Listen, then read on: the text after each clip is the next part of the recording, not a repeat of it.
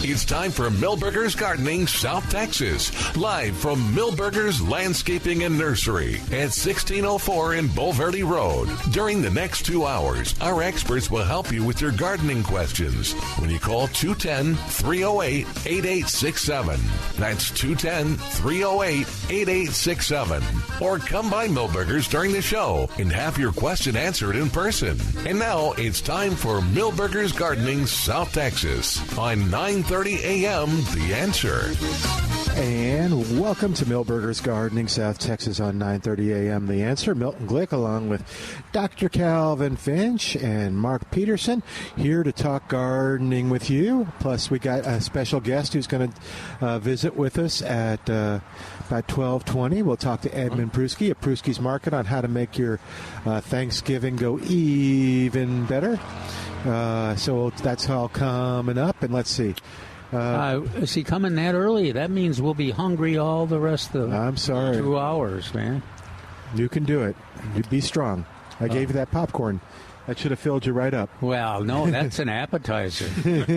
Right now I'm thinking about the Swedish, the Texas Swedish potato there sausage. You go. It's wonderful. I'm thinking about a little kielbasa right now. From what now? A little kielbasa. Oh, okay. Did you ever? Sausage. Is that what you, when Milton gave you your No, he didn't give me that one. He gave me the chicken. The chicken jalapeno. Jalapeno chicken. Let's put in the proper order. Mm-hmm. Jalapeno and chicken. Oh, okay. Oh, poor chicken. No, but I didn't. But I need to get down to Pruski's and get some nice kielbasa and Polish wedding sausage. Yeah. Well, anyway, we'll talk to him as well. You got us distracted. I know. No. So, Calvin, it sounds like you had a great presentation last night. Well, it went pretty well. We had we were a little nervous about it because we didn't have a lot of people pre-register. It was a kind of a different. We were experimenting a little bit. Mark and his gardening volunteers, South Texas, and I wanted to try it in the evening. So and also at the Eco Center. That's a nice facility, Mark. I forgot. Yeah, that was a nice facility. I really like it. It's well designed. Has very comfortable chairs, which is always a plus for me. And you can see all the screens and everything. Yeah, and they had a lot of posters and things from scheduled environmental events. So, oh, cool. Yeah, it was real attraction, and there were staff. Staff were there, and they helped me out, thank goodness, because we ended up with more folks than we expected. We ended up with 24, and so we were able to distribute most of the plants that we had brought, and the audience was pretty excited, and we had good discussions. There were some of them were really knowledgeable, and with some of the varieties, the milkweed varieties, and then of course gardeners are always interested in the speak of them. There's the monarch right there. So yeah, we got the cone flowers, which are they're very attractive to those. Now Mary was reporting, Mark, that some the hatchlings, some of those caterpillars that we saw a month ago were emerged, and that may be one of them there. Oh, okay. Because that looks like it's fresh and ready for action. So they were there, and that migration continues to be an important issue. Anyhow, we'll keep you all informed with the articles in the Express News and here on the radio show about the monarchs and the milkweeds, and then I suspect that if we will have another series of classes, we'll kind of. Oh gosh, I bet you will. Yeah, we'll have to assess what we've learned, and we'll have to confer with all the gardeners that participated in the programs to see what they've learned in transplanting all their milkweeds, and also on the germination rates. And so we should have a lot of information. So that was great. Yeah, good. Sounds like it was a good presentation. And it sounds like the cooperation between all the the organization and stuff made it even better. Yeah, and we welcome them, Eco Center, to our team, too, and the gardening volunteers. South Texas, along with the New Braunfels Master Gardeners and, of course, Bexar County Master Gardeners, here at Milberger's, and the seed companies, and the Education Resource Center. Over there. Yeah, I think it's a great location, nice central location for all parts of the city. It's right across the street from SAC on Main, and it's just a wonderful place. I didn't realize how much action is there. I guess it's been years since I've been there, but at Saturday nights, maybe that's why. Yeah. Well, so maybe that's why our audience was so big. They were out there for other activities. It could be. They leave. It was only an hour and a half program, and they could scoot on to other activities. Yeah, in the area. And do you want to? We talked about it yesterday. Do you want to tell us who? I only knew of him a little bit, but as Bill. I meant to do a whole bunch of research. So I knew him as Bill. He forgot our program. I forgot the program. He forgot his research. I've been moving, please. No, William R. Sinkin, and you and I both know him as Bill. Lived to be to 99 or something like that. I don't know. He lived to be very long and wondrous age. He was, not many people know this, he was the moving factor, the moving force, I should say. Other people were involved. He was the moving force for the development of Hemisphere. And he moved it right along. The other people had the big idea, but he was the one that had the gumption and the direction to go and keep it moving right along. And then he was also an activist for energy conservation, which is why his name is on the Eco Central. A long-time energy activist. I also knew him he dabbled into water conservation as well, and particularly the water energy nexus, we like to call it. I even knew him. Yeah. So he dabbled in a lot of things, but the water energy nexus, which means you got to have energy to pump water, and you got to have water to make energy. Yeah. So he was highly involved with that. But he did a lot of wonderful things for the community. But behind the scenes, a lot of it was behind the scenes. Only those who were directly involved really knew how much he was really directing and focusing his attention. Yeah. And he was always eloquent and able to bring the resources of his intellect and voice to bear. He was an excellent listener. Yes, that was also a great thing. And because of some of those issues were really controversial, and if you're going to maintain a conversation and a discussion, negotiations, you've got to be a listener, and you can't be an antagonist. To be very successful. I just had to always remember we're kind of listening, and he had a beatific smile on his face, and he was just nodding and listening. Yeah, you're right. And he was a good listener. Very cool. I just wanted, for people who didn't know, who's this named after? Yeah, that's cool. So William R. Sinkin.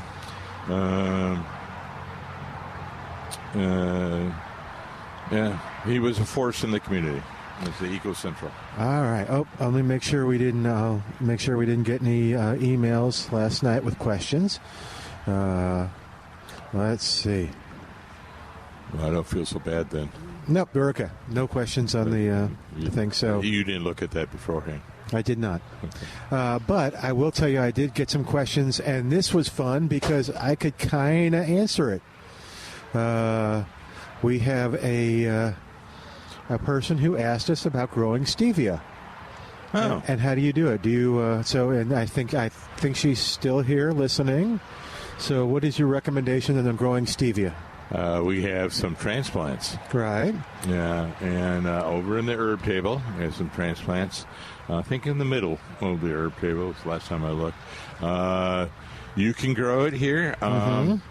It doesn't pop up on either my warm season or cool season list, but I am thinking it's cool season. What would you use I it think for? So too. Stevia, What we would you use it it for? Sugar substitute. Yeah. And that's what I was able to tell her. Natural herbal sugar substitute. It's an herbal sweetener. It's I've seen you. And that's what we did. Is so I was able to tell her what we did. And there's lots of things on the internet, by the way. Yeah. You grow it, cut the leaves off, dry them down, crinkle them up, put them in a little container, and just use it as a little pinch every now and then in coffee or iced tea. Or it's the same. It's very strong. And the same beauty range as milkweed. Oh, is it? I don't remember it being. That's what I mean. Oh. No. Yes, you are correct. It's not the most attractive plant, like a dill or what else is it? I like rosemary. Yeah, rosemary's pretty when it gets. It is. But stevia is not. No, it's Calvin Fred. It's in the milkweed. And I think the real appeal too is that it's sweetener without the maybe the sugar response. You don't have the insulin response. Yeah. Oh, it is sweet. Yeah, Oof. it is sweet. A little dab will do you. Oh man, yeah. Does it have a distinctive taste beside the sweetness? A little bit. Nah, it depends on what it's in, I think. What do you think? No, I agree. I think it's not as bad as catnip. No. I'll never forget you and that catnip. You were rolling around on the floor, swatting at the catnip, Calvin. It was just terrible, embarrassing. I can't remember what the other ones are. The synthetic forms. I can't remember. Of what? Anymore. Of sugar. Oh, so the pink one, the pink package saccharin. one. Yeah. That's saccharin, and then you have aspartame. Aspartame was the other one. Yeah. Good work, Milton. Thank you. Well, I've been worried about this for a while. So my A1C has jumped up tremendously. So, So, and actually, you can help her out too if you've grown stevia, and maybe there's a link to someplace you want to share with her. Yes. Yeah, I don't know whether it's full sun, partial shade, or what. And again, is it warm weather or cool season? Warm season or cool season? Yep. But it's here? It is on the table. So on the herb table. So, you would suspect that it's for cool season. Yes. Yeah, and then it's out in the full sun. Right. So, okay. And there was she wanted to know too, what do you do when it starts to bloom a little bit to keep it from blooming? Just nip it? I would guess. Nip those blooms? I would guess. I would guess. But that'll be good. There must be at least several other gardeners that are listeners that. But that was the advice she got from one of the workers here. So it's just cut it off. I do remember this is a couple of years ago. We had a customer who desperately wanted it. I mean, desperately wanted it, and. Was it Milton? I think it was me. No, it wasn't I kept asking. No. I wanted to try. No, it wasn't you. Okay. But anyway, and she kept asking me, and I said, I think it's over here, but I don't believe I've seen it for a long time here. Whoa. She really wanted it. Let's just put it at that. Excuse me. Are you okay? I think so. I don't know. All right, let's check. I know she did that towards me, so I'm sorry. I did not do that towards you. Oh, that part. No. I was just sneezing in my hand. So anyway, we'll just leave it at that she was very desperate. Okay. But you were able to help her? No. We didn't have any. Oh. No. Well, I was just by the porch hanging out. Oh. And does she want any now? No, this is a couple of years ago. But I think because of that, long story, I'm getting back to the point. We do have it, and we do have it in significant quantities. Okay. All right, 210-308-8867, 210-308-8867. Give us a call and tell us what's going on in your gardening world. Do we want any reports? It might be nice to get the rain reports, but it's been a couple of days now. Of course, it's always interesting to get the monarch reports, especially if you've had some monarchs show up on your milkweed. Some folks with ornamental milkweed or with tropical milkweed may have had some more eggs laid. I'd like to hear that if that's the situation. And that was cool. Lulu, our lesson in chrysalis and chrysanthemum? Chrysanthemum. Yeah. That was a very nice lecture. There's our monarch over there. All right, monarch. Way to go, monarch. We have multiple monarchs on the coneflowers, and I'm highly recommending these. Oh, and the sulfur. Highly recommending. And the skipper. Skipper. Yeah. Little buddy. Skipper. Little buddy. Which one are you saying is the skipper? The one on the up there. Maybe it's a little monarch. I don't know. No, it's I believe. You see a little fritillary. It's fritillary. A little one. That's my guess. It's but you're right. It's got a tiny. The size is much smaller. But you see that the glow in the dark silver on the back. Oh yeah, on the tail end there, if you will. Yeah. But there's your. Yeah, right there. There's a different species. That could be that's maybe a fritillary too, but it's not not the same fritillary. But what was the one that you? It is Butterfly Central right now. Yeah. I just had another monarch pass me. Same, may have been the same one. All right. Okay, well, cool. Maybe this is it. Maybe this is the move. By the way, maybe today we can hope. I will tell you that if you come here with your camera phone and take pictures, first off, the monarchs seem rather brave. They don't seem to care. But you won't be the only one. So that's it. Just letting you know that. And I took the one was it last week with the tiger? Yeah, no, was it the tiger? Giant? It was the monarch, but it had the little thing taken out of its wing. Oh, okay. Yeah, it was sad. Yeah. So if you see it was injured. So tell me if you see another monarch, and I'll try to take another picture. Okay. All right. But, yep, come on by Milberger's. It's a pretty day. Not as breezy as yesterday, if you don't like the breeze. Yep, it's a nice day to be out here. Your gardening peers are out here doing some shopping. She's going to get some blue plumbago. Good for her. And lots of stuff.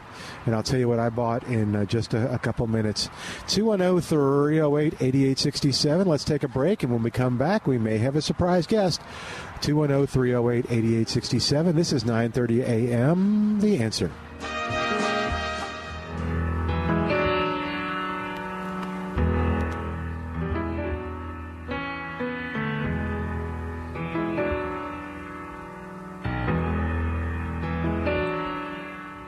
You ask me what I like about Texas. And welcome back to Milberger's Gardening, South Texas. And you ask me what I like about Texas. I like that little place in Atkins, Texas on Highway 87 called Prusky's Market. It's so much fun. The people are so nice. They're so helpful. Lots of great information. And we have EP himself. I like that. What's that? I like that. Like that EP? Yeah. I wonder if he does. It's like Elvis Presley, but it's Edmund Prusky. If he does not answer the phone, you'll know that he doesn't like it. What you think, EP? Hey, I've been called a lot worse in answer to it. So, yeah, I can deal with that. That sounds good. I'll take it. Okay. It's yours to take. Well, what's going on, Edmund? Thanksgiving is just around the corner. Oh, it is. It's getting upon us here real fast. So we've had our first round of turkeys go through the smokehouses this week. So we're getting ready, taking orders on smoked turkeys, which are, I'm very prejudiced, but I think they're absolutely delicious. Also, we'll be running some hams this coming week. If anybody wants to get them, you talk about Farm Fresh. I was just listening to your last commercial there for Farm Fresh. That could be our tagline. You bet. Oh, We've got a yeah. lot of items coming in, and Farm Fresh with beef also. This week's been a busy beef Farm Fresh. We've got some producers locally that are raising cattle and selling them to consumers. So if anybody wants to put some beef in their freezer, as far as Yankees all-natural beef, we've always got some available. Great packages put together, and come see us for that. But right now, Thanksgiving's on the list, so we're getting ready with turkeys and hams and prime rib and some briskets too. Folks have ordered some brisket. We sent out some brisket this week for a big get together. So for about 120 people, actually. So we did brisket and barbecue chicken, put some potato salad together for them, and it worked out great. It truly, and then I've had other people in my world that have done the Thanksgiving or the Christmas, and it's become a tradition for them because they have lots of family, and they just want to make it easy on themselves. But yeah, they just place the order and they pick it up pretty much a day or so beforehand, or maybe even the day before. Yeah, absolutely. The day before is very busy. A lot of turkeys, storage is an issue, so they can put it in the cooler overnight. We're going to be roasting turkeys as well as our smoked turkeys, and they'll be going in the ovens right before Thanksgiving. And, a lot of extended families. You've got the in-laws and the outlaws, and people start celebrating early and over the weekends, and we're making it easy for them so they can just pick up the phone, have their turkey ordered and ready to pick up and heat and eat. Okay. Well, and I've got an idea for you. Talk to me. All right. After Thanksgiving, what about Thanksgiving sausage? It's turkey, cranberry, and, stuffing all wrapped up as a sausage. We do a cranberry and cheese turkey summer sausage, which... No, you don't, really? Yeah, we do. For Christmas and New Year's, for the charcuterie boards and for just party trays and so forth, we will be running our turkey summer sausage for the holidays. And it is white and dark turkey meat. It's got the cranberries in it, and fully cooked, slice it, eat it cold as an hors d'oeuvre. It's really terrific. That is so cool. Okay. Now, I'll think of some more ideas for you, Edmund. Edmund, in the past, one of the things that really seemed important to me on the holidays and all those relatives you were talking about visiting, how about the plates of sausages and cheeses? Yeah, the charcuterie boards. Yes. We do a lot. We've got our slice. We make our own pepperoni as well as our dried summer sausage. And actually, that's a process. So we've got them hanging in our dry room now, getting ready for the holidays, and they work great. A lot of folks take the time and want to do their own charcuterie boards, and we also do party trays with all the sausage and cheese and everything available on them. Matter of fact, we did a wedding this weekend. Some friends of ours, their daughter was getting married down in Santa Maria, and so we did all the hors d'oeuvres and the cheese and everything for that. So, yeah, if you're having a party, keep us in mind. We do a great job. Yeah. What, Mark? Mark lit up with Santa Maria. I was going to say, Santa Maria, you know where that is, Milton? I've been there, but where is it? I know it's like near Gonzales. That's right near Hushishku. Oh, yep. Okay. You got to go through Kosciuszko and Sestahova to get to Santa Maria. Sestahova, I forgot that. Our Lady of I'll have to go. So what do I go down? Is it I-10? The Heritage Museum is down there, as a matter of fact. All right. Oh, what is it now? The Polish Heritage Museum is in Santa Maria, which is the oldest Polish settlement in the United States. And so when they settled there, then they kind of extended along the river to Sestahova and Kosciuszko, Fall City, that area for the Polish descendants. And that was the oldest Polish settlement in the U.S. Beautiful church down there. Someone wants to make a day trip, they could come by Pruski's. There you go. Pick up a little road trip, get some snacks for the car. Yeah. You bet. Yeah. On the is it along 87 or what is it along? It's off of 123. Okay. So, yeah, you kind of snake around. You snake around. It's south, headed to the 123 down to Kennedy and Corn City. Yeah, it's a great day trip, actually. And Edmund, really I had a moment of clarity today. I was running around this morning about 5:30, 6 o'clock, and I thought, you know what? I should just try to make my own beef jerky in the air fryer. And then after reading the recipes and seeing how long it takes and seeing all the things that could go right and wrong, I decided my clarity moment was, or I should just get some at Pruski's. Much easier. It's so easy. Where is it again? So, we Milton, have a lot of folks there's a lot of satisfaction in making their own. So we do sliced beef and poultry if they want turkey breast, but we do a lot of sliced beef for folks that want to make their own jerky at home. They have their little humidifiers, or they'll put it on even a smoker out in the yard. So it's not that that's tough. an interesting idea. Yeah, a lot of them with the electric smokers, it'll work on that as well.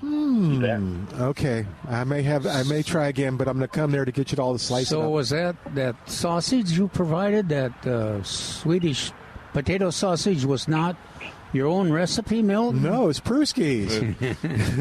That was wonderful. You don't want me making sausage for you.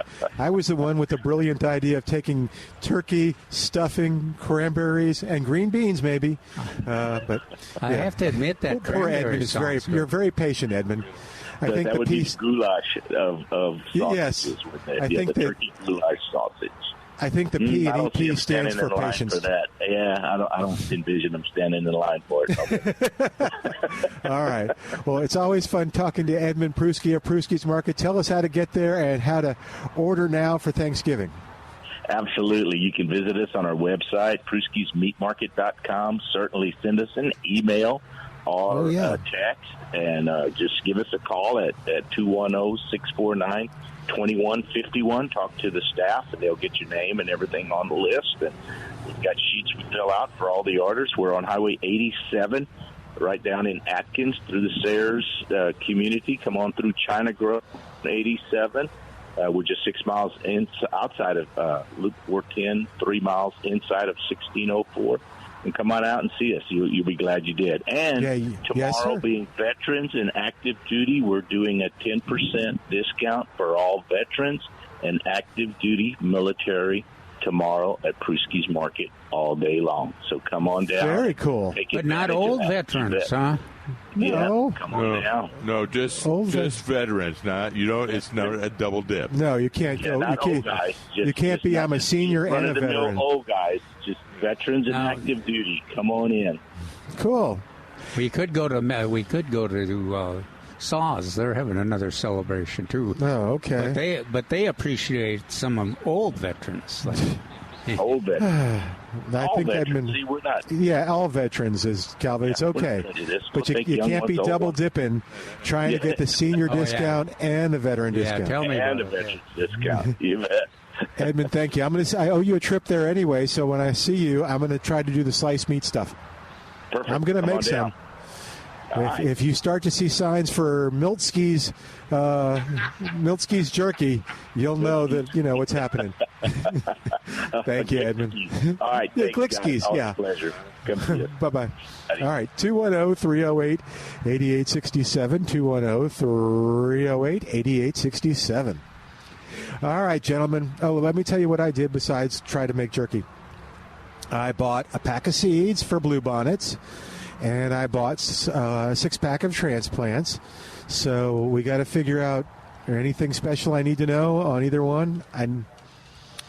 On the bluebonnets were the transplants too, huh? Yeah. Well, tell us about those transplants, Milton, over there. That 6-pack is Ladybird Johnson Blue, which is a cobalt blue. It's pretty blue.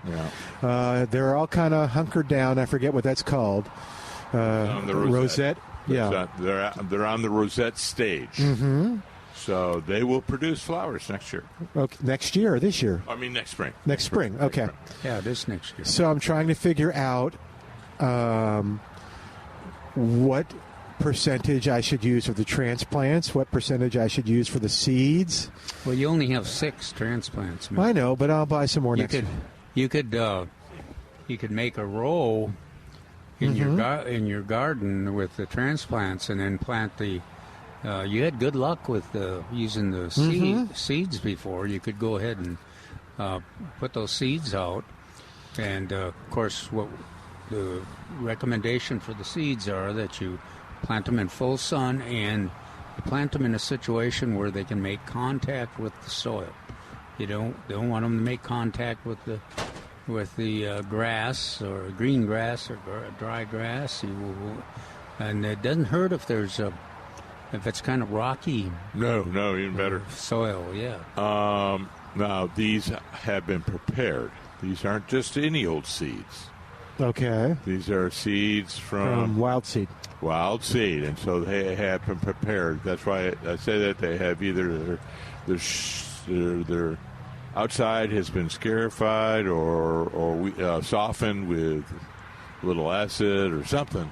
I'm assuming that that's what has been done because Wild Seed Farm has been a leader in developing bluebonnet seeds.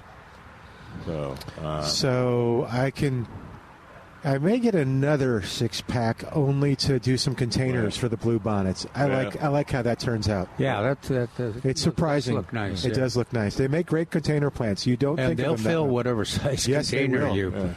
Maybe I'll plant that where my whoppers are. You know what else? And what can and we need to talk to James real quick. Okay. But remember, you know what else? What were you going to talk about? I was going to talk about another wildflower. Okay. That is. I thought about it today because I did an article and I thought, I need to remind everybody that this is a wildflower that really the monarchs really like and. Cool. We'll talk about that after we talk to James at 210-308-8867. 210-308-8867. James, what's going on? James, you there? Uh-oh, did we lose James? I'm trying to see if James sent me a picture. No picture. James. Okay.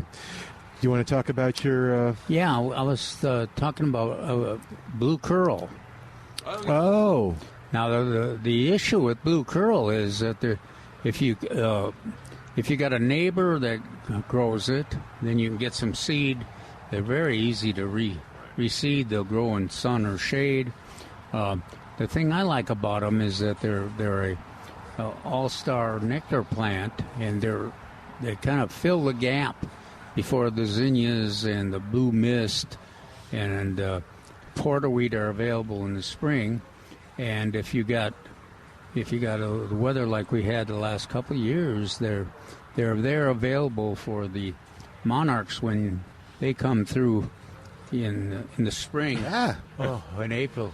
What was that? We were attacked. I don't know. That was dark. Yeah, that looked like that was close.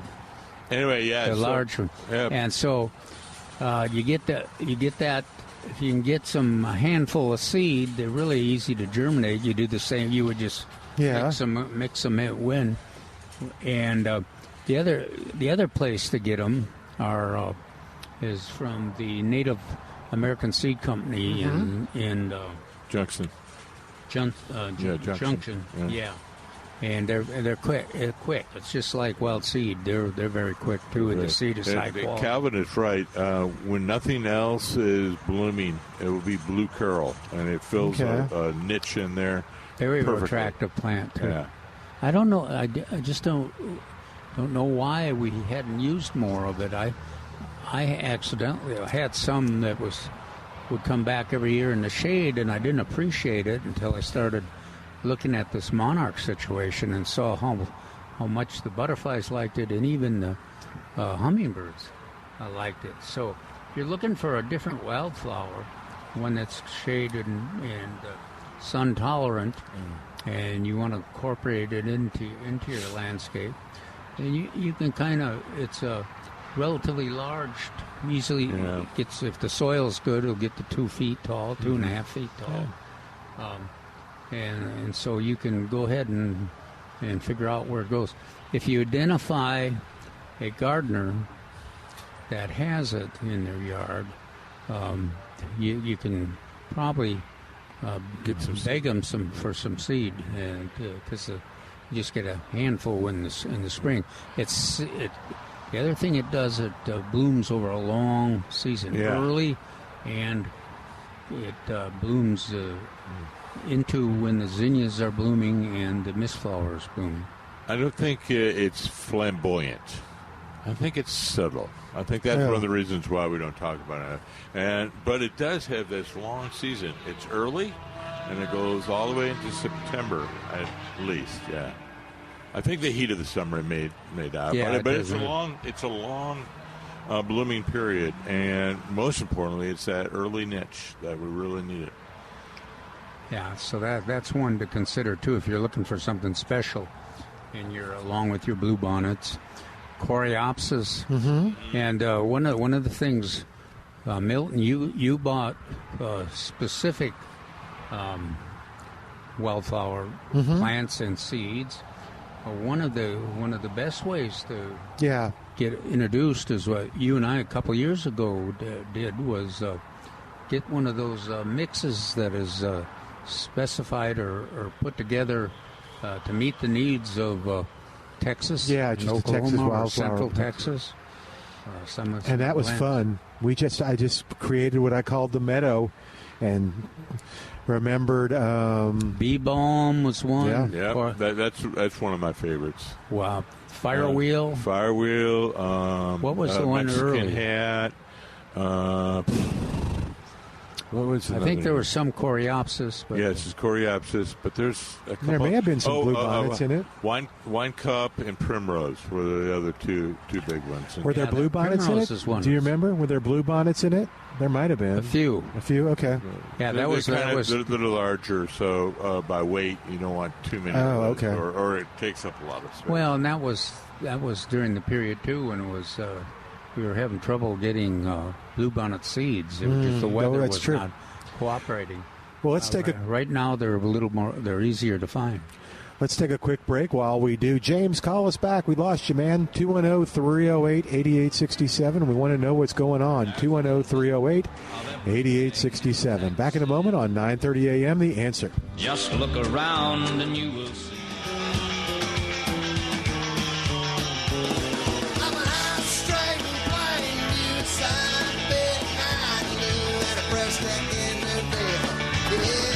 Welcome back to Millburgers Gardening, South Texas on 9:30 a.m. The Answer. We're here at Millburgers at 1604 and Boulevardy Road at Butterfly Central, right in front of the thing. If you want to take some butterfly pictures, get over here and just snap away. Well, they also have the certified butterfly garden. Mary gave us a pretty strong report on the butterflies that are showing up there, including monarchs. But Milton's right. There's we were attacked by varieties here. Yeah, we were attacked earlier by a giant swallowtail. We sure were. He came right at me. Wow. Did you see that? Yeah. He went right for my throat. No, that was your forehead. Oh, okay. What are the two? Okay. All right, gentlemen. We got some time before we go to caught up with news. What else can we discuss? Oh, yeah, we didn't bring up the article. Or you want to bring up the sale items? The article. We did a little bit yesterday, but we didn't talk about it. It's thanks for giving Millburgers 47 years of gardening memories. So there's a lot of things on sale. Yeah. So I'm looking at yesterday's newspaper, but it's also on the website. What's the website? MillburgerNursery.com. That's right. But there's lots of things. There's a lot of closeout sales. End of season closeouts. Boy. Oh, there, guys. Caladiums, bougainvillea, mandavillas, crepe myrtles, hibiscus, plumerias, pond plants, and roses. 25%. No, 50% off regular price. Yep. While supplies last. Yeah. That's why they're closing out. Fall and Halloween specials. Visit our boutique and receive great deals on all fall and Halloween decor, including all fall and Halloween metal art. And that's important. It's the metal art.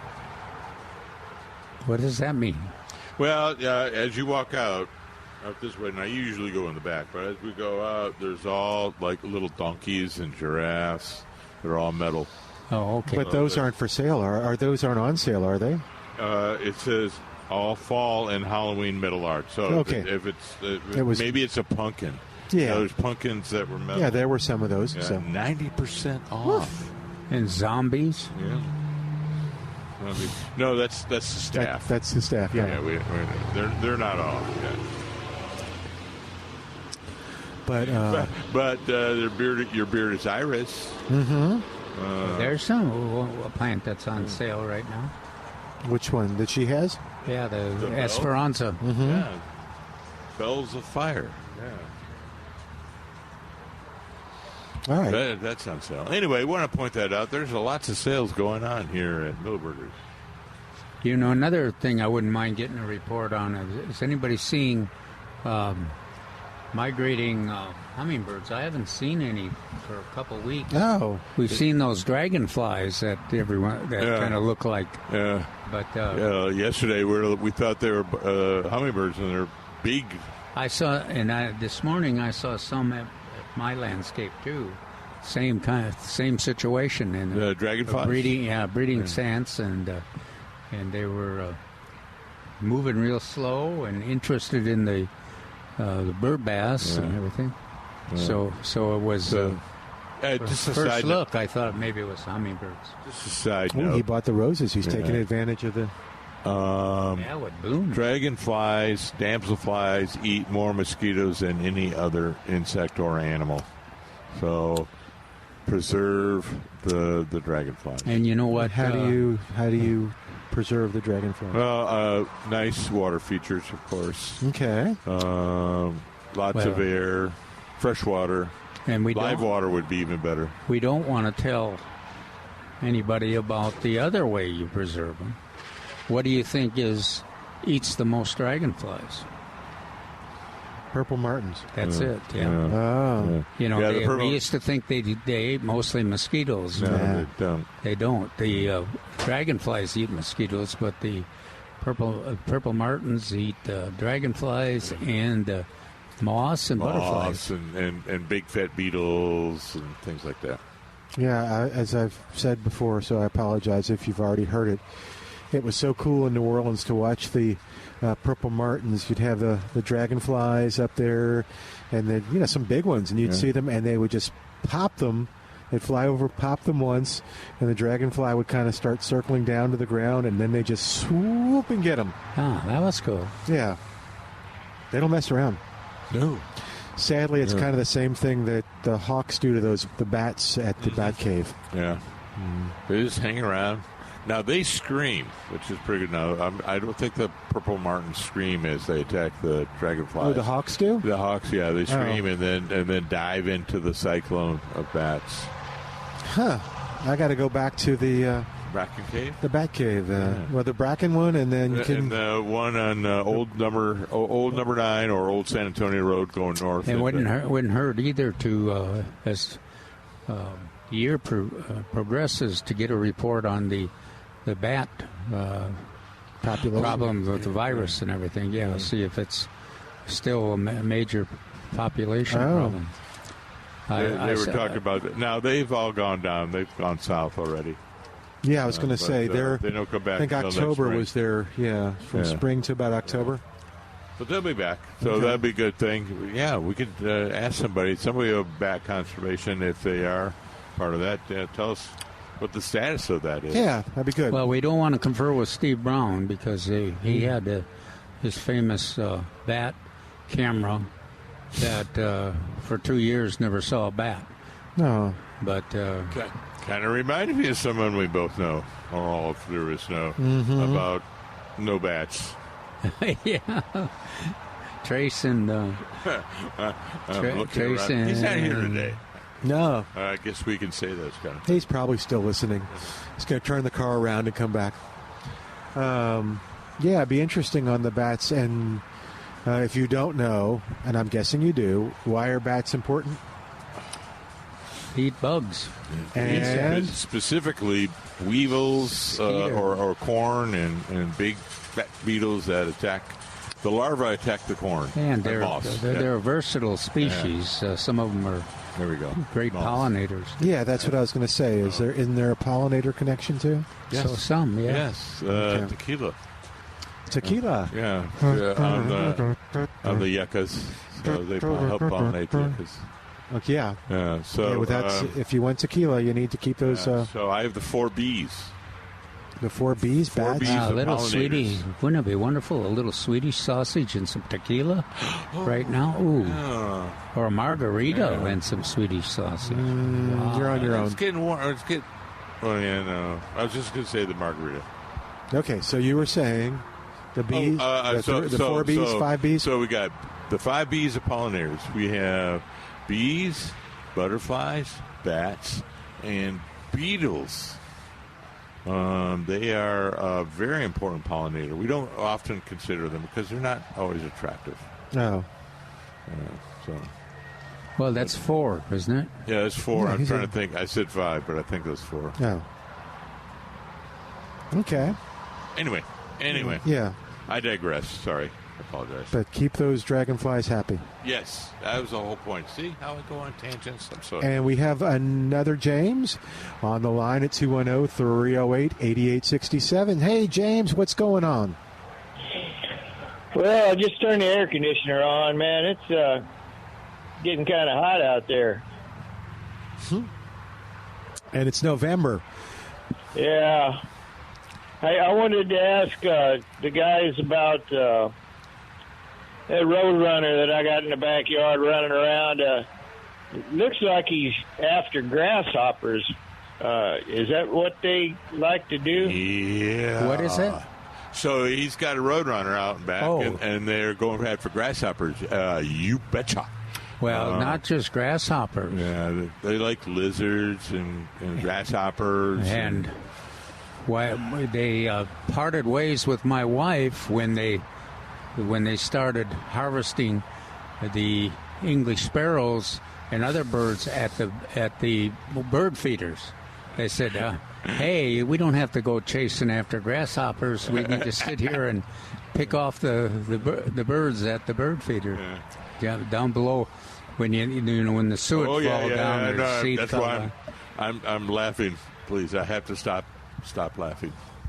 Okay. About the English sparrows getting dispatched by an American bird.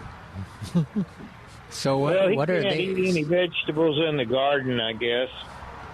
Yeah, it's good, but they are known to take some vegetables. Well, I got some red ripe tomatoes in there, and if you catch him messing around with that, it's going to be all over. Well, just scurry him out. He's good. Don't dispatch him. Just urge him to move on. What is it? Which one is that? He's still with the Roadrunner. Oh, is he eating some tomatoes? Yeah, they do. They do take out fruit, particularly tomatoes. So if he had cherries, tomatoes, they may go after them. I'll be darned. I've never seen that. I'm trying to think of something else. Maybe some ripe patines. What else? But anyway, they do add after fruit. They are known to do grasshopper things. Grasshoppers and crickets, and then what other cockroaches? Cockroaches, absolutely. Little reptiles. They're very, very, very good. But sometimes they get into the garden patch. Well, I got a lot of them big yellow grasshoppers flying around, jumping around. No, encourage them. Maybe add some little table salt or pepper out there for them to pour on the grasshoppers before they eat them. Encourage them. As long as he sticks with the grasshoppers, he'll be all right. But he starts messing with them celebrity tomatoes, we're not going to see eye to eye on that.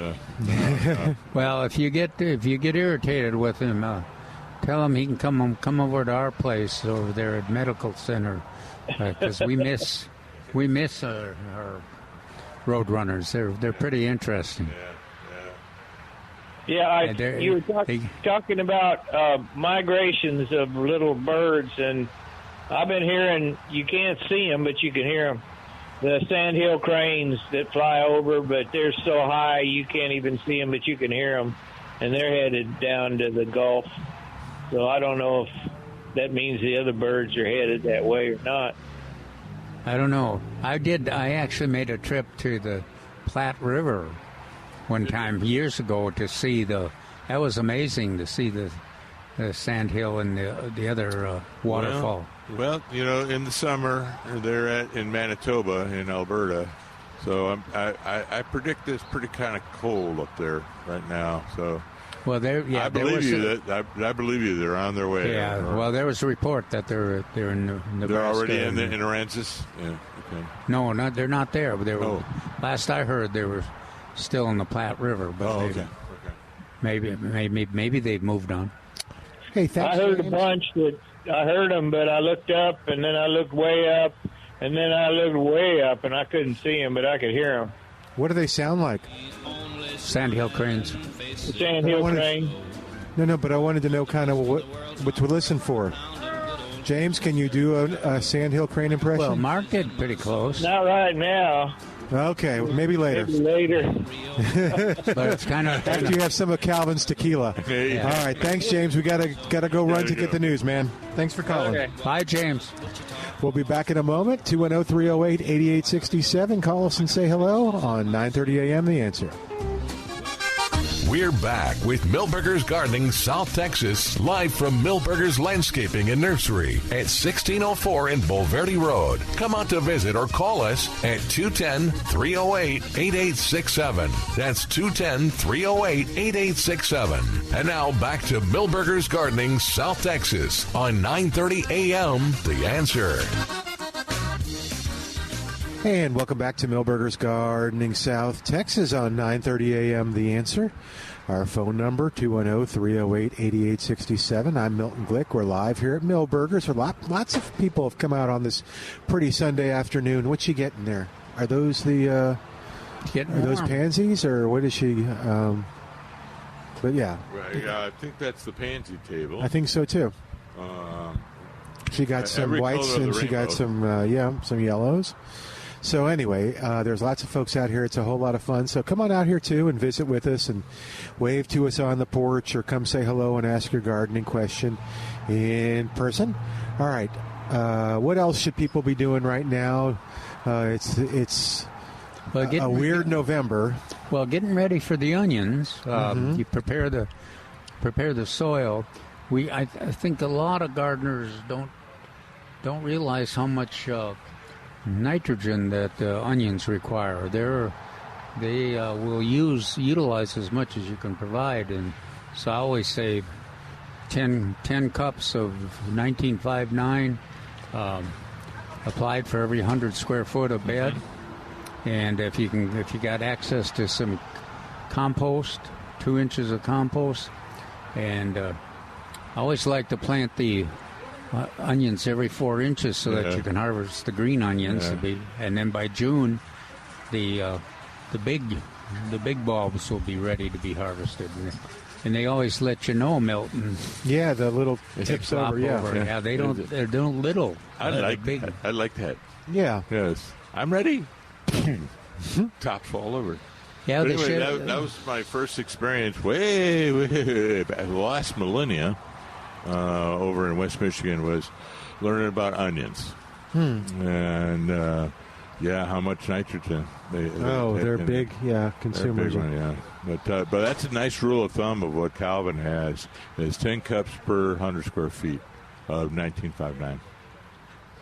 And you can side dress. Of course, with 1959 you got a good release of nitrogen down in a couple of months, but doesn't hurt the side dress, especially if you're going to use the bed later. I mean, for another crop afterwards. And onions, we should be getting some here. 2 weeks. Today is the 10th, right? Yeah, in the next week. Mm-hmm. Well, traditionally, you never know. Tracy's not here, but you never know. Theoretically. How about that way? Theoretically, there could be next week. You're channeling Trace. This coming week, or the next. All those mild varieties, 10, 15s, and all. But then, if you want a little more of a charge, some of the red selection. It's Calvin and I's favorite, Red Creole. Mm-hmm. I do 10, 15s and Red Creole. Yeah. And what's the other one we like? I can't remember now. I can't either, but there's about... we always have about eight varieties here. Yeah, there's red candy, and there's a whole bunch. And by the way, that's another one. If you want to call in and help us out with that one, you can call us at 210-308-8867. And James, we need you to call back. Not the James we just talked to with the Roadrunners, but the other James. We want to help you out. All right, 210-308-8867. Sorry, so onions are coming. Spinach we have. We have all kinds of lettuce. We have spinach. We have collards. We have kale. We have chard. We got Brussels sprouts. We got a lot of Brussels sprouts, actually. Broccoli and cabbage. I mean, a lot of cabbage, I should say.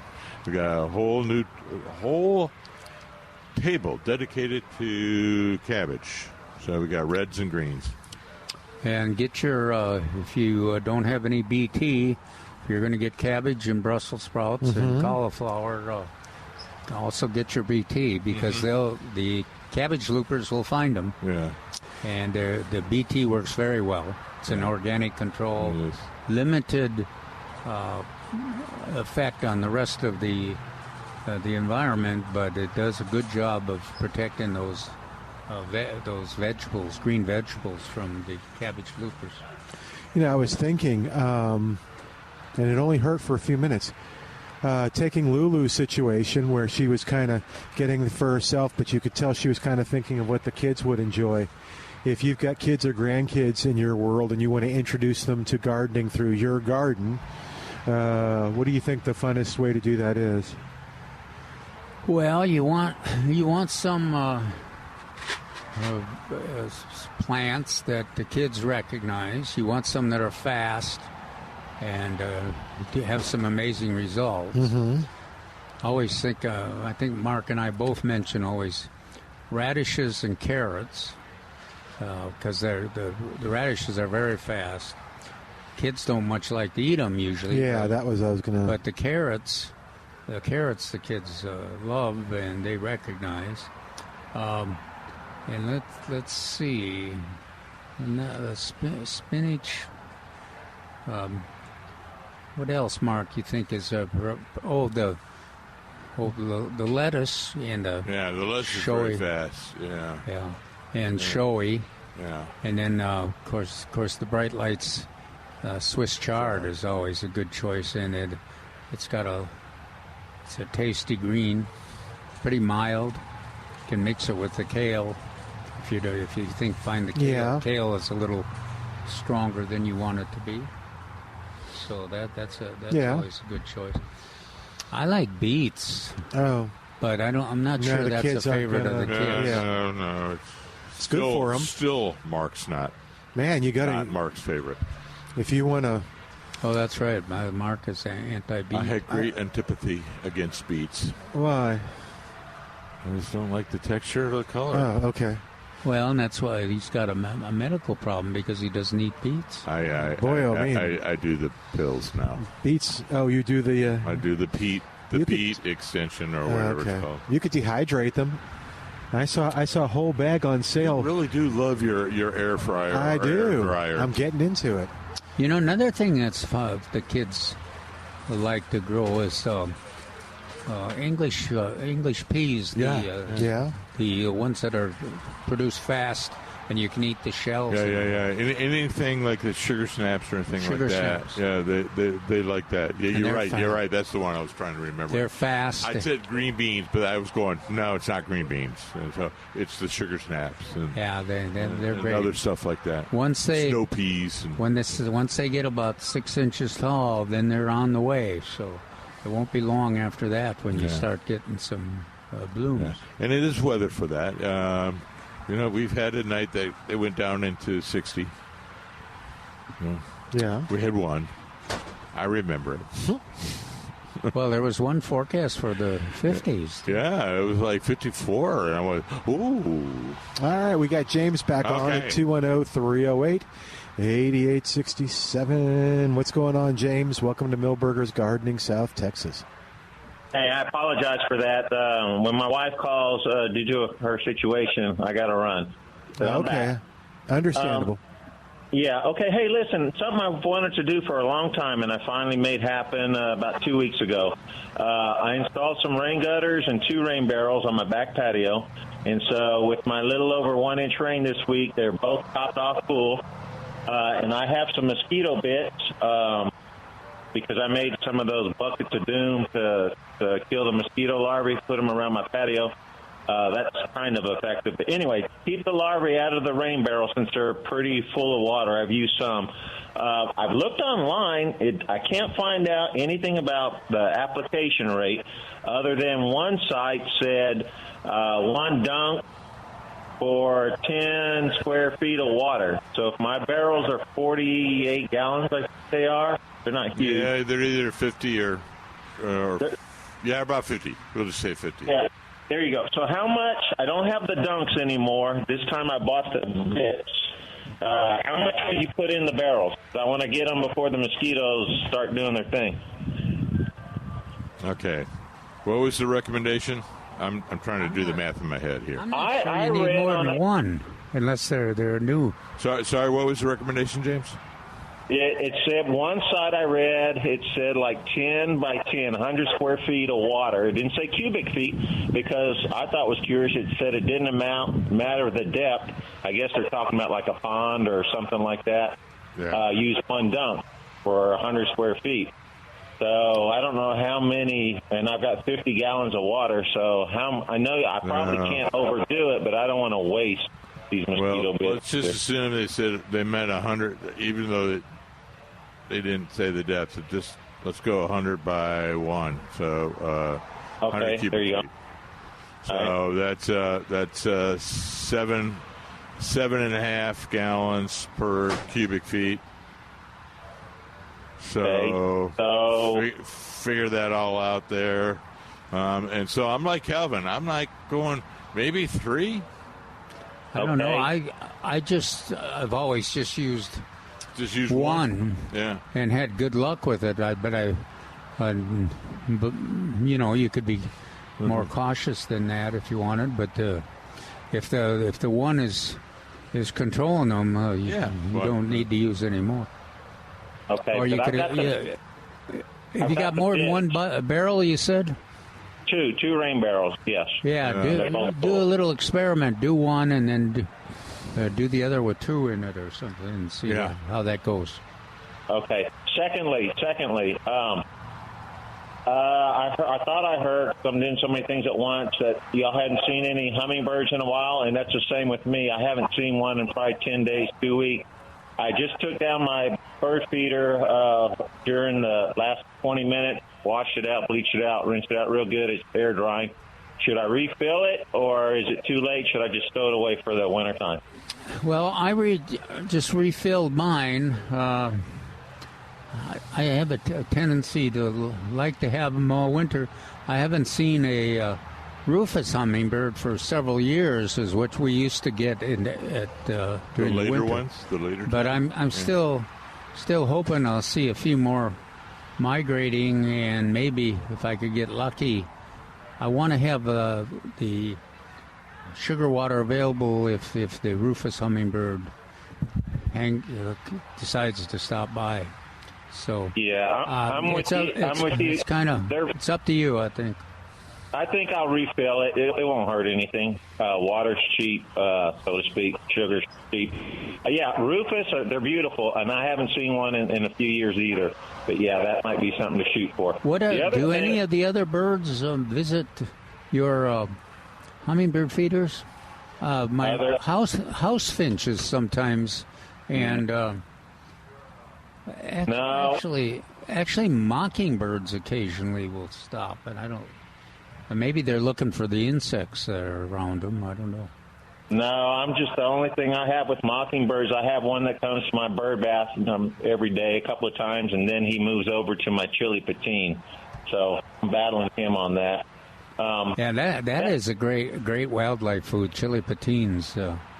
Yeah, I actually, when y'all were pushing a couple of years ago that blueberry to grow in a patio container, which I was not successful with, I bought some bird netting. And I kept it, and so I put the bird netting over the chili patine, and that has helped tremendously with the mockingbird. He doesn't appreciate it at all, but it works for me. Well, do you use them? The chili patine? Oh, yes. My son was here just yesterday. I gave him a good cup or so. He was going to make some salsa. It is. Okay. I love them. Yes. So I had a second one. we have a little different goal for our chili patines. I grow them and encourage them for the birds. Yeah, because they really there's a lot of varieties, a lot of species of birds that like those chili patines. Mm-hmm. But mockingbirds and cardinals are pretty obvious. Yeah, and I saw recipes online for like the salsa, but with the patines in them and stuff. So that was kind of cool. I bet it's hot. It'll make you sweat, but it'll clear up your sinuses for sure. But to answer your question on my hummingbird feeder, no. The only thing I've seen on is what is it called, the black chin, I guess is what I have mostly here. And I'll see an occasional wasp or something like that. But never any birds on it. I haven't seen that. Huh. Okay, well, let us know. Keep us informed if you see any hummingbirds. All right, I will do. Thank you. Thank you, James. All right, that'll free up a line at 210-308-8867. What are you seeing out there? What are you growing? 210-308-8867. How's your tomato? That's good? Oh, yeah, they're overwhelming. Mm. Oh, there's look at that big monarch. There's two monarchs there. Two monarchs. But the tycoons, red snappers. Oh, really? Yeah, and of course thunderbirds, and then the ruby crush continue to produce. So they're overwhelming. They're like too much for you. Well, I'm having. We can help you with those. I have the help of Yolanda and my home health aide, and then Juanita. If I say something like, well, if you want any tomatoes, visit the plants. Whoosh, they're on. They've got the sacks ready and everything. Well, somebody, who was that? I can't even remember. It was a person I thought was a relatively good gardener, and they saw my tomatoes, and they said, "Why are your tomatoes so productive and mine have quit?" They credited to the heat had wiped out their tomatoes, that they just weren't producing anything. Yeah. I have the lower garden where the spider mites have been bad, so that's done producing. Oh, okay. But an upper garden that the spider mites have not been. And that is interesting. That one would be more affected than the other. It's simply location. Yeah, air movement probably too. That's where I assume. But yeah, it's interesting.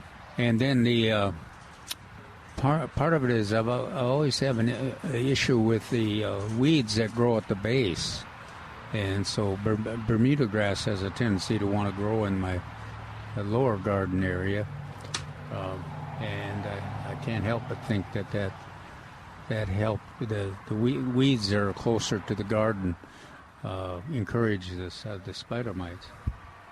Well, I say that just because, hey, people out there, you're not the only ones that have problems. You're going we're all together. I'll try to remember to bring you guys some more tomatoes. Yeah, I'll have to. Just saying. Have to do some drying again. Yeah. Oh no. My dehydrating tomatoes. Oh, so how did you do those special cherry tomatoes that you cut in half and put olive oil in that? Was that just that? Or? It was olive oil, a little garlic, and you put them in the oven at 200 for about 2 hours. 2 hours? Mm-hmm. Oh, okay. Yeah. There's lots of recipes online, too, for that. They get strong. That tomato flavor, when they've been dehydrated for a while, those really are very hits. good. Yeah. That's very good. All right. Well, more recipes from Milton after this. We'll take a break. 210-308-8867, or call us and share what you're eating from the garden. Back in a moment on 9:30 a.m. The Answer.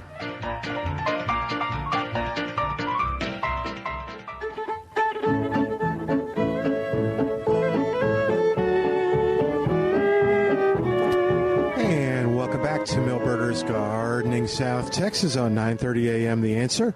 Milton Glueck along with Dr. Calvin Finch, Mark Peterson, talking gardening. Mark is wandering through the butterfly garden.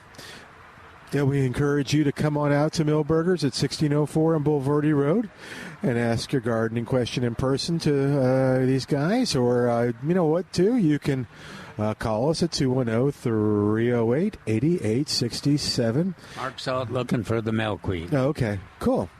I thought I'd give us a little report on the weather to see if it changed kind of what you thought we should be doing this week. It looks like dry calm all week. Yeah, I don't see any rain in the forecast. Highs in the mid to low 80s and lows in around 62, 59, 61, 59. So I wish there was some rain in there. But it is what it is. You know what I'm saying? Yep. All right. 210-308-8867. What'd you find out, Mark? We were trying to find some milkweed for a young lady. Right. And I know we have some. I just couldn't find it. So I was trying to find Mary, but she may be maybe she's either at lunch or somewhere else. Well, there was another staff person that... I know. I got that other staff person. And we went to look where it traditionally is, and I can't find any. So I know we have some somewhere. Yeah. Trace likes to move things to make them, to drive us crazy. Well, besides that, he does it not for that reason, but to kind of give them different views for different customers. Yeah, what I thought was the tropical milkweed was actually firebush. So they similar orangey yellow flowers, and I went, oh, hey, no, okay. Well, she found some. Oh, good, yeah. There we go. Good. Happy customer. She was desperately wanting that. Mm-hmm. She was in consternation. So, all right. 210-308-8867. What was Calvin's article? Calvin, y'all want to talk about your article for a second? Yeah, we talked about three topics that are issues in the gardening world right now.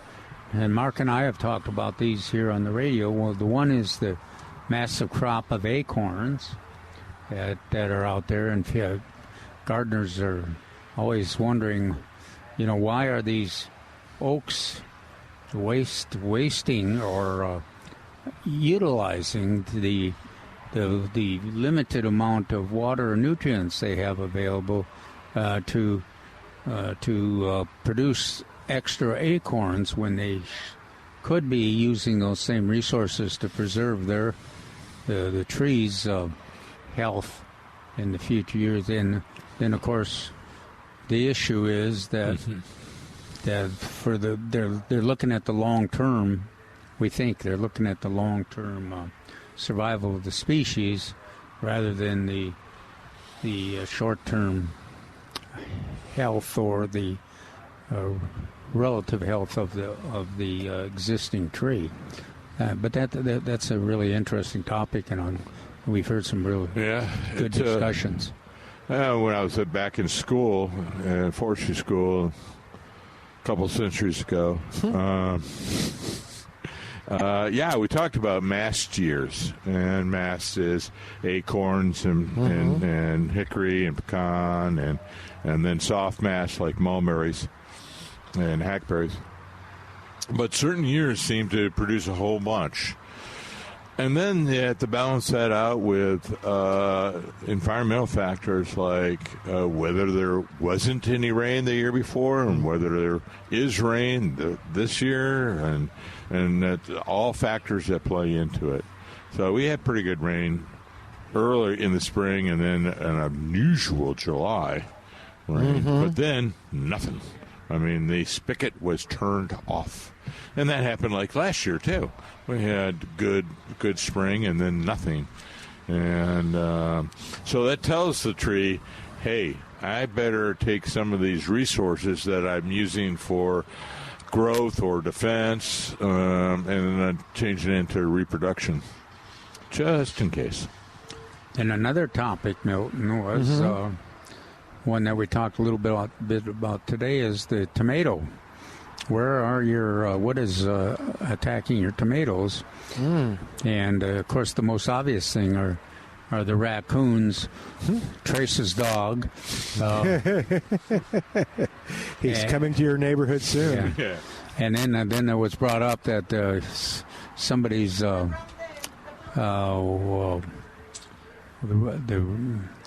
birds that they eat the lizards. Are we on the Roadrunners again? Roadrunners, yeah. That was unusual. I've never seen the Roadrunners eat the tomatoes, but I guess I have seen it, but it has to be small. They have to be the red ones, the little ones. But that's sometimes that's a pretty tough issue.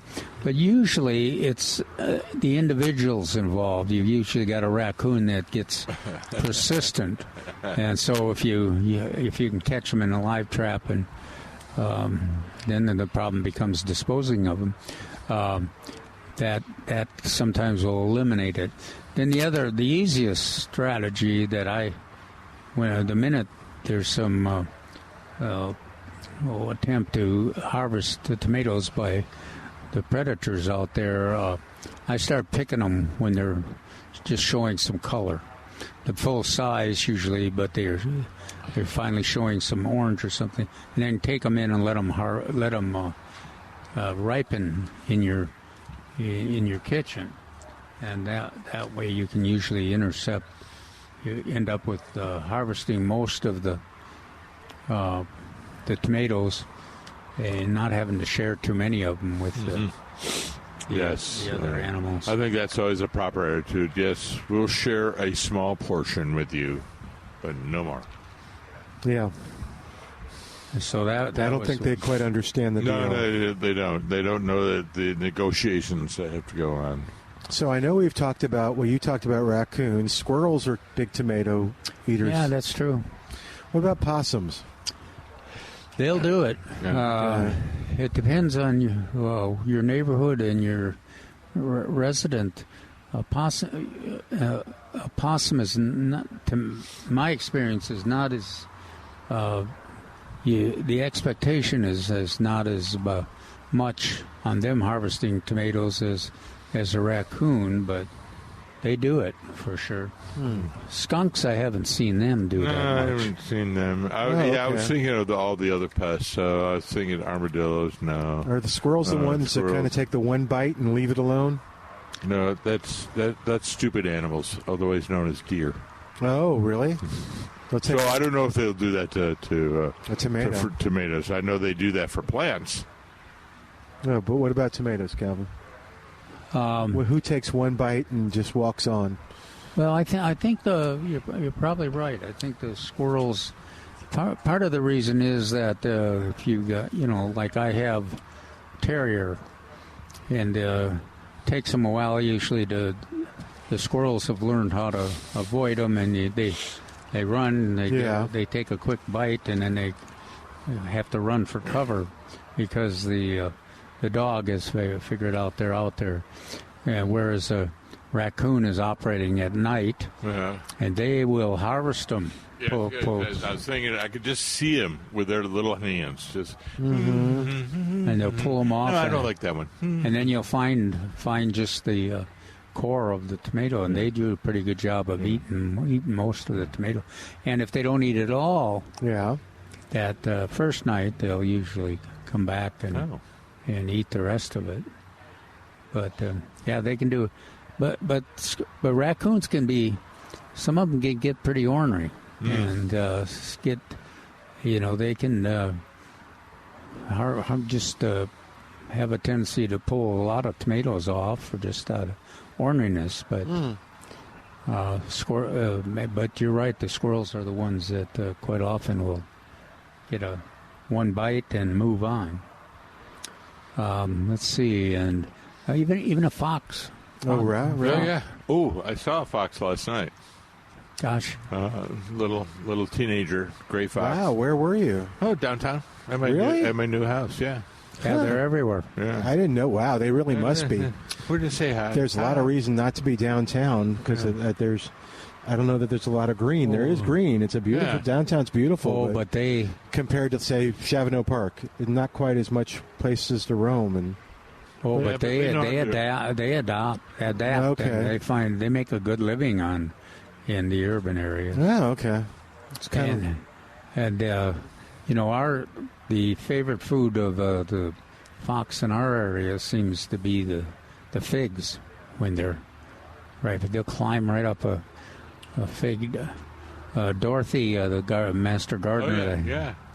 She used to. She had a fox family that drove her crazy. I was going to say, she decried the fox because of those things. He raised the young underneath the porch. And I was over there one time when she and her daughter were saying some unkind words about the fox. And the fox, they chased the fox off the fig tree, ran under the shed where it raised the young. And next thing I knew, it went out the back and came around the other side. And he had or she had figured out this is what I need to do. Usually I'm pretty safe, and those nasty words don't seem to hurt me at all. So I'll just put up with it and harvest the figs. And the young, as much as the Dorothy. Didn't care for them harvesting the figs. The young the family got access to the figs as well. So they really they get pretty used to it, and they're pretty bold.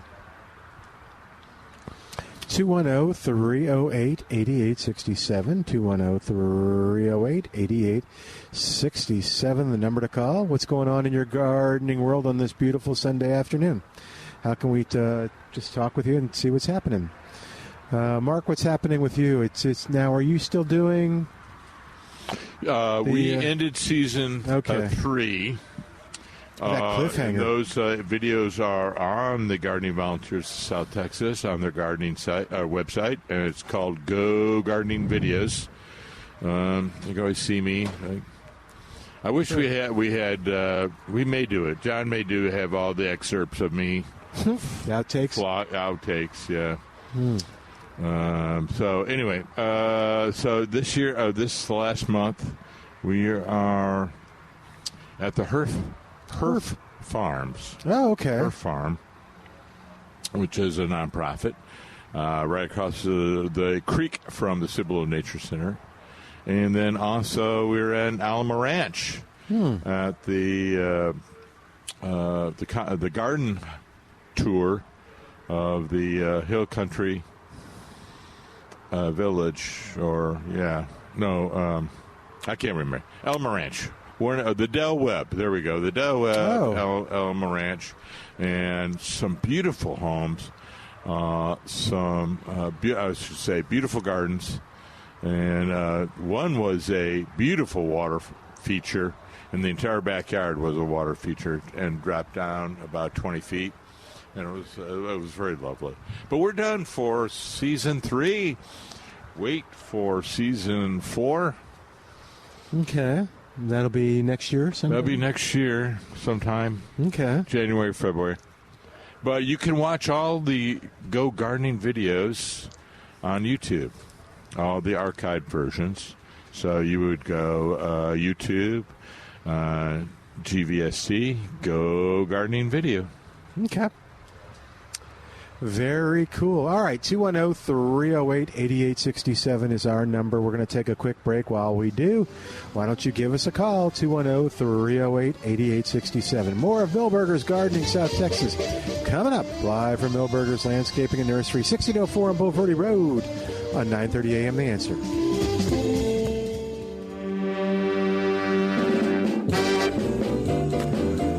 Welcome back to Milberger's Gardening, South Texas on 9:30 a.m. The Answer. 210-308-8867. We're live at Milberger's Landscaping and Nursery at 1604 on Boulevardy Road. We were talking a little bit about the phone number 210-308-8867. 210-308-8867. We were talking a little bit about some of the sale items. Mark was, but we didn't talk about the compost, did we? That's on sale. That's a good price. It's the $9.88 for the 40-pound bag. And is that time? How much is it covered? Does it say? It doesn't say on that, but Well, we can figure out. It's 2.5 cubic yards in the bag. 40-pound bag. I don't know. It's by the pound rather than the. Oh. But anyway, yeah. Yeah. So that's easy to figure out. Okay. It's a inch in the beds, quarter inch in the turf areas. So okay, not hard to figure out. Okay, figure it out quickly, Mark. Yeah, go ahead. I have to have a paper and pencil. Hey, I'm old. I know this is a popular one that y'all like, I believe, and that's the variegated ginger is on sale. I like Marianne. Does that person have birds in their... I'm not looking. I'm not going to look anymore. No, you can look. See the backpack? I'm trying to figure out what's in his backpack. That's neat. Did you all see that? Or a rat. Oh. Maybe a ferret? I think it's a parrot or something. Oh. That's interesting. Anyway. All right, sorry. The variegated ginger. Yes. Unlike the variegated Marianne. Yeah. No, it's an excellent plant for those shady areas, which we have a lot of. But, deep shade, variegated plant, variegated ginger, as well as holly fern, different kinds of ferns, foxtail ferns. We have a lot of those on sale. Mm-hmm. But that is an excellent ground cover. Which one, the variegated ginger? Yeah, variegated ginger. Yeah. Tropical evergreen, dark green, and yellow variegated foliage, and occasional white blooms. Yeah. Oh, plant partial to full shade. Wow. Yeah. How is it work in the wintertime, Mark? You have to protect it? There is a dieback, but out of the years, I don't know if most years it doesn't. Yeah, of course, years like 21, they will die back. 21, 22. Oh, yeah, we had two bad winters in a row, didn't we? Mm-hmm. Yeah. Were those the 100-year? Those were the freeze years, yeah. I remember, Sonny. the years of 21 and 22. Mm-hmm. Yeah. I'm not sure that voice is complimentary. Don't forget, we've got the Blue Santa Toy Drive is starting here next Saturday here at Milberger's. You can provide Christmas gifts for children between newborn and 12 years old. Donations that are acceptable include toys, books, hygiene sets, new or used clothing, and they would need to be unwrapped. No food or liquids. You can find that at milbergernursery.com. And then on the 23rd, we've got two cool activities that are happening here as well. Milberger's Blood Drive. And Milberger's does this quarterly with the South Texas Blood and Tissue Center. And they are in need of blood. We'll have to visit with them next week. But Milberger's will give you a $10 gift certificate just for offering to donate blood here at the Blood and Tissue Center vehicle. So if you got turned down for some reason, don't worry about it. You still get a nice gift certificate from Milberger's, and that's from 10 to 3. And my suggestion is if you want to be a part of the blood drive to go online and register online. It accomplishes two things. One, it gets you in and out quicker, although they are very efficient if you just show up and do a walk-in. So it's not that much. But two, it tells them how many vehicles to bring. So it's efficient for everybody. How many of their vehicles? Yeah, yes, their vehicles.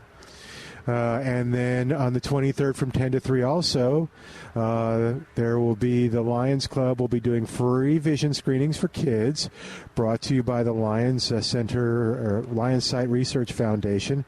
Bring your old eyeglasses so they can recycle them and give them to people who can't afford them and who need the prescriptions. And by the way, they have pointed out on the website, millburgernursery.com, that adults can take the screenings as well. So, yeah. So lots of things happening. Learn all about them at millburgernursery.com, millburgernursery.com. I have to sneeze here. Y'all talk. Talk. Sorry. There we go. Okay. Better. So what are we thinking this week that you're going to be doing in the garden? Well, it's still November. Well, I'm going to be planting cyclamen. Okay. Yeah, you bought some. I'm going to plant some pansies in a semi-shaded area. We usually don't think of pansies as a shade plant, but they do pretty well if you got, if you have morning sun. Quite often they'll do a pretty good show. Well, one of the issues in the wintertime is we've got cyclamen and primula, which are unbelievable shade plants, but they need a lot of shade. Mm-hmm. They don't do as well as our pentas do with just partial shade, or begonias too. Mm-hmm. So sometimes we have to kind of use some of the sun-loving plants. And another one, the calendula, I have had pretty good luck with using it in as long as there's a partial sun situation. So you can do that. You can be doing that. But the main thing is the cyclamen and the primula. They're unbelievable, and the choice of plants is spectacular. Oh my gosh, yeah, here absolutely. And I promise you'll see them elsewhere, but the ones here are absolutely gorgeous. And in this case, with them being on sale, I think many times they are cheaper, and so. They're a good-sized pot and good-sized plant, man. But anyway, just me. All right, Mark, how about you? What you going to do in the gardening? Well, it's November, so that means a nice composting, and it's on sale, as you pointed out. Mm-hmm. Would be lovely. And aeration of the lawn. If you haven't done it in a couple of years, you really should. Nothing really perks up the lawn. We mentioned it in This Week in the Garden, too. Yeah. Aeration and application of compost. I'll be honest, I'm pulling that right off there. That's what I'm really honest about. But anyway, those are two good activities that you should be doing in the garden right now in the landscape. Remember, yes, it has been dry, but you don't need your irrigation system in the winter. So you should be thinking about turning that off in a few weeks, if not now. Save that over the winter time. Why? Well, in a couple of weeks, SAWS will begin doing your winter averaging, and that means that they determine your sewer bill for the whole year. Oh, that's a great point. Based on the winter averaging, because you shouldn't be watering excessively in the wintertime. So that is a more realistic feature, more realistic number for just the sewer or indoor water usage, rather. So anyway, that'll be coming up. If you haven't received notification, you soon will be in the mail or online. That winter averaging will be beginning. So we'll be beginning soon. Okay. So prepare for that. Okay, yeah, that's important. And I know that I've heard SAWS talk about that now is, watch the watering now and stuff like that. So. Right. Another thing is we haven't mentioned is this is a good tree planting time. Oh, yeah. So if you're, the rebate is available from CPS if you're a CPS customer, And there's information about how to maximize the importance or the impact of putting a new shade tree in your yard by reducing the energy bill, both the need for air conditioning and for some impact even on the need for heat. But that is a good thing to consider. And if you dig the holes yourself, you can. We generally recommend that you start with a relatively small tree, and they will generally catch up to the larger planting, because it takes a while for a larger planting to get established, whereas a smaller tree reacts pretty quickly to the opportunity to grow. So that's one factor, and lots of choices in terms of the recommended trees that are on the CPS list and also that are here at Milburgers. And we have most of the trees on the list right here at Milburgers. So, and somebody here at the nursery will help you with all that too. If you have questions or come in and you say, I just heard them talking about this. What is this and how does it work? They'll be happy to help you. Yeah. And they will plant the trees for you too, if you want to go ahead with a larger tree.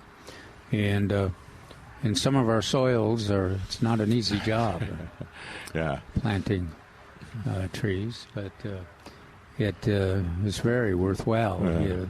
Property values, and then attractiveness and energy conservation. And the environment, it's a factor in the long-term weather changes that we're facing. The more trees we have, the less heat points we have, and we can hopefully it will help us reduce the need.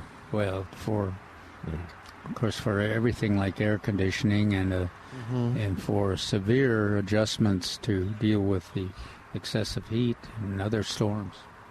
So go on the CPS Energy website, look for the green shade rebate. Yep. And look at the requirements. A few years ago they greatly expanded the permitted trees. I can't remember who had a hand in that. I had a hand in the original version. Oh, okay. In the original version, yes, I did have ebony on that list. Please. Wow. Somebody else would. He's kind of touchy about that. I know. Yeah, yes. Anyway, but they greatly expanded it, and its minimum is 5 gallons, and you can do it yourself, or if you want a larger tree, go ahead and contact here Milburgers with the commercial division, and they'll do it. And then you have a pretty great guarantee if they're planted, and they'll know what is necessary to do, and will back it up with guaranteeing the tree over a period of time. One rule, people: do not plant on the north sides of the house. That's your only rule to remember. And why is that? Because it doesn't shade the house. Yep.